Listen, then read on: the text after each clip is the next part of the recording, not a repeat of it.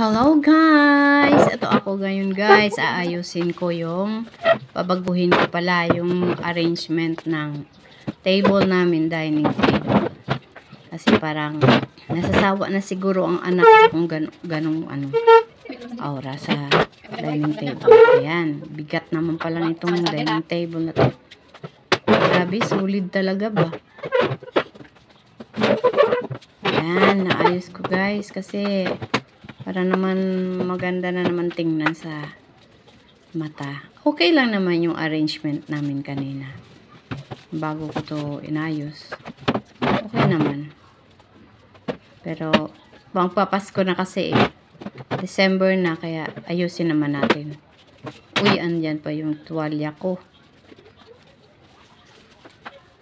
Sige lang, mamaya na lang kita anuhin. Unahin ko muna pag-ayos tong table. Kasi arrange ko rin yung laman ng kapatong. Walisan natin. Pagpag natin yung mga sapin, yung mga damit ng chair.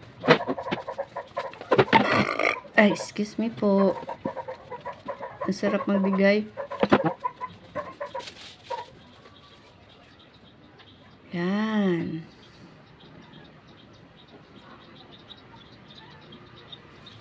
Nasaan ba ako? Nawala na ako ah. Wait lang guys. Ay, kinuha lang ako. Yan.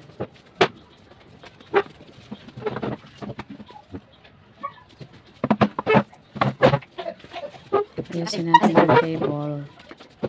Cloth or mantel.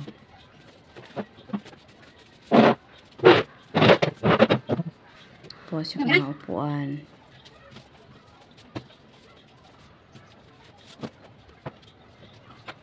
Yan, tanggalin natin yung mga abubot sa table. Iayos natin pag-arrange.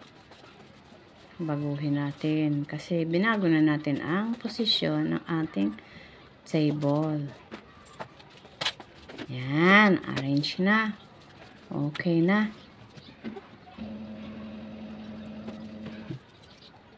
Inom muna tayo ng vitamins.